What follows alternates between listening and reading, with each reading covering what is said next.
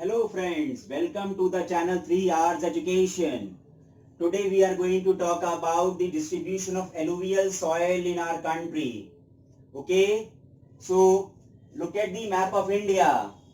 This is the distribution of alluvial soil in different parts of our country. You see this map, this area is Northern Plains, this area is Eastern Coastal Plain, this is your Assam, and this is your Gujarat and some parts of Rajasthan here. Now we will mention all this here in the map of India. So right now we are talking about the extension of alluvial soil. We know that alluvial soil is very important soil in India, and it covers approximately 40% of the total area in our country. Okay friends, so it is found in the northern plains. Almost entire northern plains are covered with alluvial soil. This is your Punjab. This is your Haryana. This is Uttar Pradesh. This is Bihar. And this is your West Bengal. And this part is northern region of Assam, or you can say upper Assam, plain region of Assam. So northern Assam. Friends, right now we are talking about the areas or extension where alluvial soil is found, and this from this region from West Bengal till Tamil Nadu, this is Eastern Coastal Plain. This entire region is Eastern Coastal Plain. Here also this alluvial soil is found. Eastern Coastal Plains. Okay, and in this Eastern Coastal Plain, some deltas are included. Here in the coastal area of Odisha, we have Mahanadi Delta. In the coastal area of Andhra Pradesh, KG Delta is there. Krishna and Godavari rivers form their deltas. And one is Krishna, and then this one is Godavari, and this one is Krishna. And here in Tamil Nadu, Kaveri river forms its delta. All these areas are covered with alluvial soil. Undoubtedly, when in deltas, river deposits, alluvium river deposits, whatever silt or sediments it has brought down from the mountains, so that area becomes fertile area. That is why this northern plain, Eastern Coastal Plain, and plain area of Assam all are very fertile areas. And this alluvial soil region is extending towards west also through a narrow belt. This part is of Rajasthan and this part is of Gujarat. This northern Gujarat and some coastal area of southern Gujarat. Okay, some coastal area of southern Gujarat, excluding Gujarat Plateau. Okay, wherever rivers are flowing, rivers are depositing sediments, alluvial soil is mainly found, and it covers the maximum area in the country. That means widespread in the country, and approximately 40% area is covered by this soil. Now second thing which we will discuss about alluvial soil, that is its formation. How does this soil form? And this soil is formed by, as we know, these are the plain areas. Rivers are flowing here, so these soils are formed by three river systems. And these three river systems are Indus river system, Ganga river system. These are long rivers joined by many tributaries, so that is why this area is very large. And Brahmaputra river system. In Punjab, Haryana, Indus system is working in this part from Uttar Pradesh till Bengal. Ganga system is there, Ganga rivers and its tributaries are there, and in this area we have Brahmaputra river. Okay, and many other rivers are also contributing wherever deltas are formed. This soil. Now we'll discuss the variety of alluvial soil. We have already discussed alluvial soils are fertile in nature, but on the basis of age, they are classified in two categories. These two categories are old alluvial soil, you can see, and new alluvial soil. Friends, old alluvial soil is Bangar soil and new alluvial soil is Khadar soil. You know this Khadar word, Khad. Khad word is giving you the word Khadar. Khad means manure.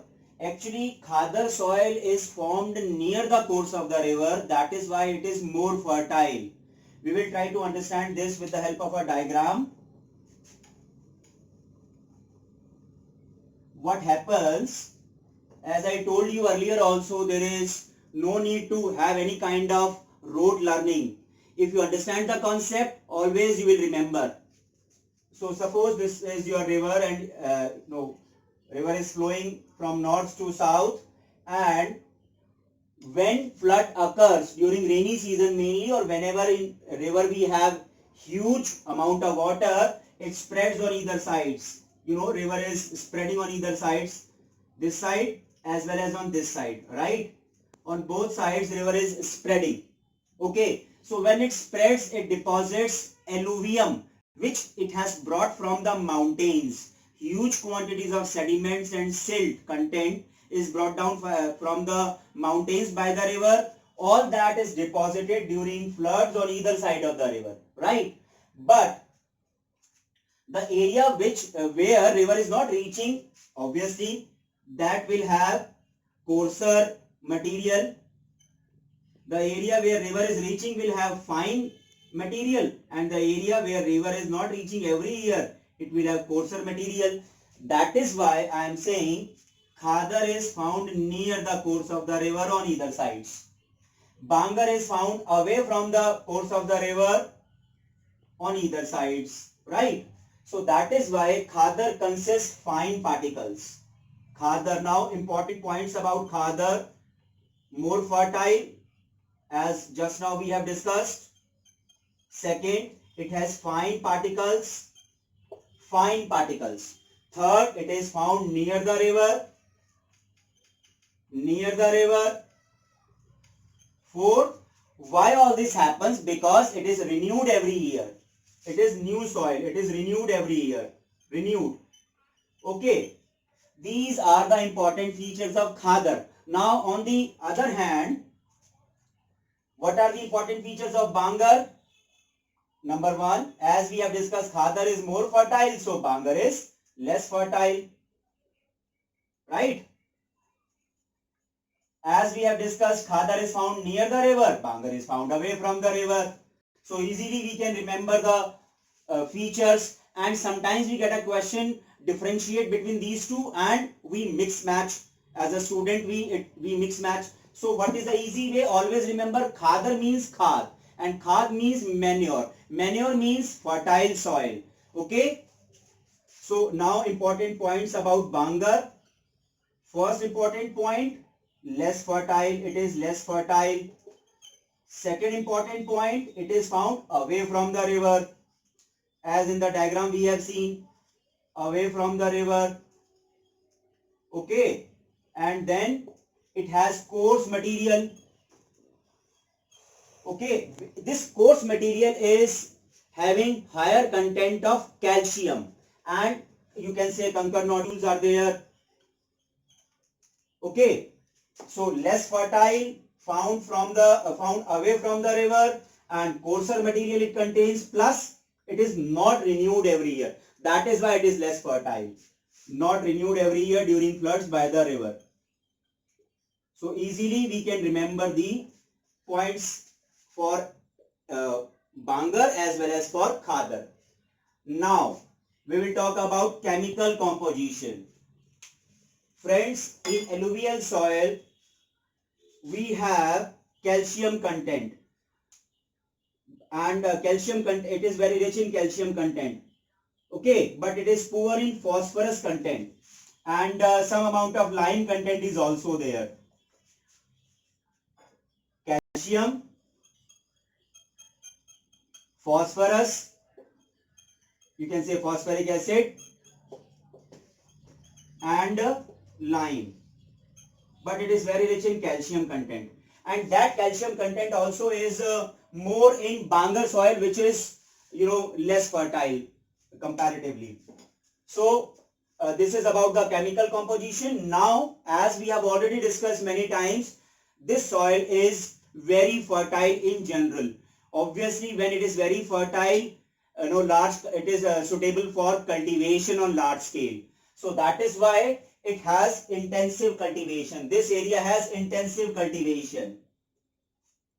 All the areas, northern plains, which includes Punjab, Haryana, UP, Bihar, West Bengal, Assam, eastern coastal plains, all are the areas where intensive cultivation is done because of higher fertility element.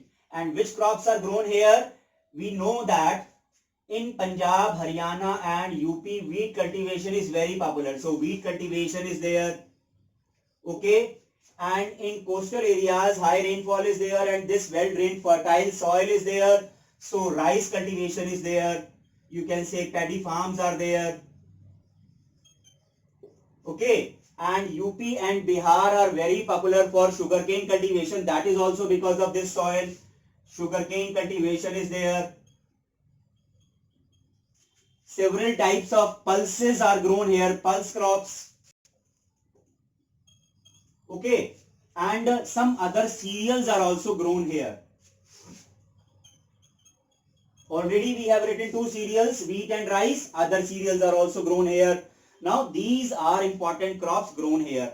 And when we have large scale agricultural setup here, subsequently we have dense population. Why? Because agriculture ensures food security and employment opportunities. That is why it is densely populated area. So this is also connected with this. Always correlate. Always try to correlate for your easy learning.